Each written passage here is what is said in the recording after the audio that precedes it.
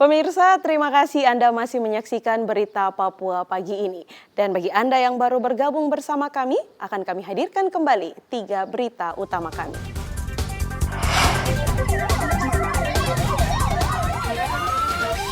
Unjuk rasa mahasiswa di Manokwari, Papua Barat berujung ricuh sehingga dibubarkan polisi. Pembakar kantor Bupati Jayapura diringkus polisi. Tidak terima diganti, belasan aparatur sipil negara di Mimika, Papua Tengah berunjuk rasa dan memblokade kantor.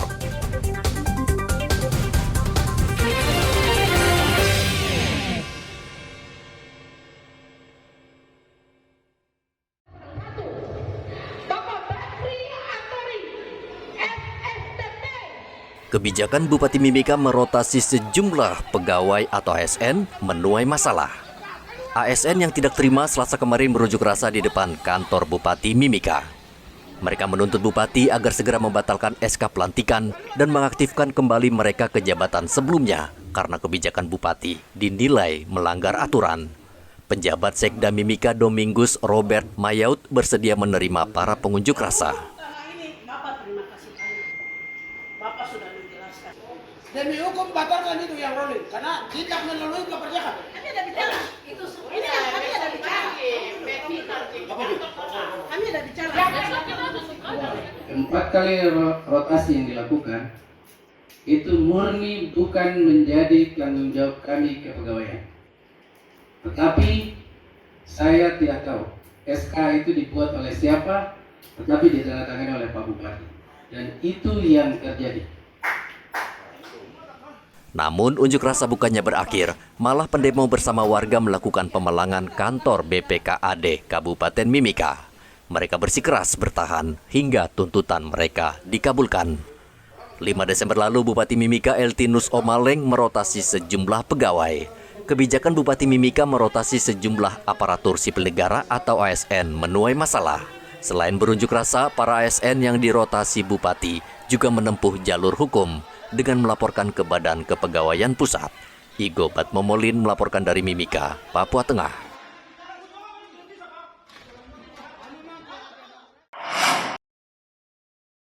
Badan Pengelolaan Pendapatan Daerah Bapenda Provinsi Papua mencatat realisasi pendapatan asli daerah atau PAD tahun 2023 mencapai 1,2 triliun rupiah, melebihi target sebesar sekitar 1,1 triliun rupiah. Kepala Bapenda Papua Setio Wahyudi mengatakan pendapatan terbesar masih berasal dari sektor pertambangan PT Freeport Indonesia dengan menyumbang 400 miliar untuk PAD Papua. Memang pendapatan besar kita masih ada kontribusi dari Freeport yang kurang lebihnya 400-an miliar, itu yang dalam bentuk keuntungan bersih ya. Tetapi kita dorong yang tadi dari pajak kendaraan bermotor ya sudah alhamdulillah ya, dari target 124 itu sudah terrealisasi 123 ya. Kemudian pajak bahan bakar kendaraan bermotor juga alhamdulillah sudah tercapai. Walaupun air permukaan yang tadi terima pegawai memang target kita relatif kecil karena sudah tidak ada Freeport, tapi alhamdulillah sudah tercapai pada umumnya semua sumber-sumber kita sudah tercapai. Untuk tahun 2022 dan optimalkan dengan berlakunya Undang-Undang 1 2022, mudah-mudahan dalam waktu dekat perda kita bisa disahkan dan dievaluasi oleh kementerian.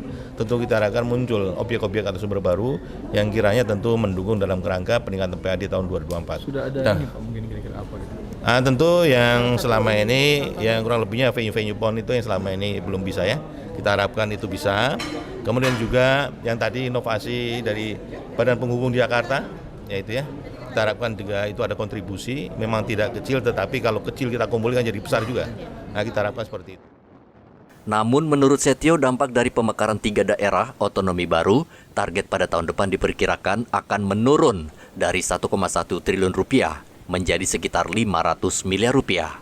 Namun Setio yakin tahun berikutnya pendapatan akan melampaui target, apalagi saat ini hanya ada 8 samsat di Provinsi Papua.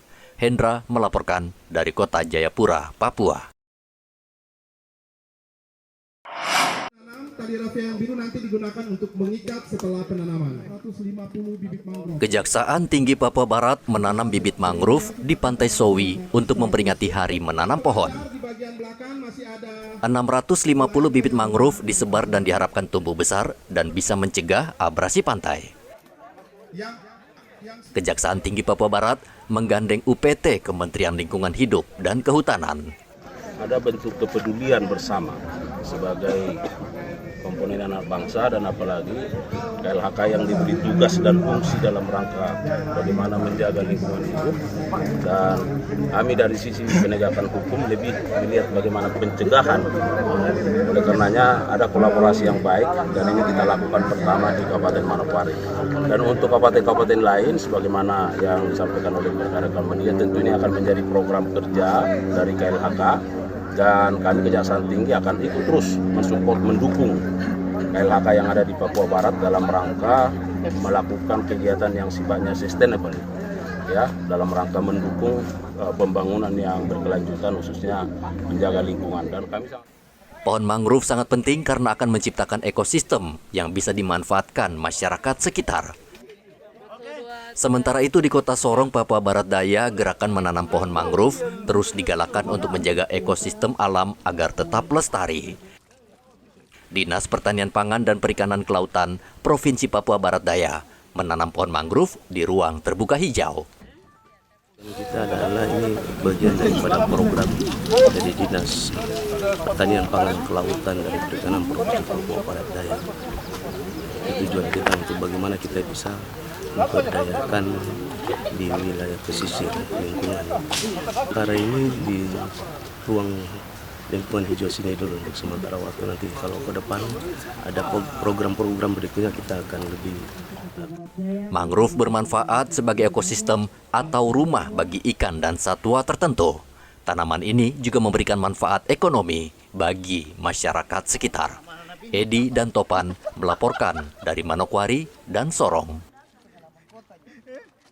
Pemirsa, berita yang baru saja Anda saksikan sekaligus menutup jumpa kita dalam Berita Papua pagi ini.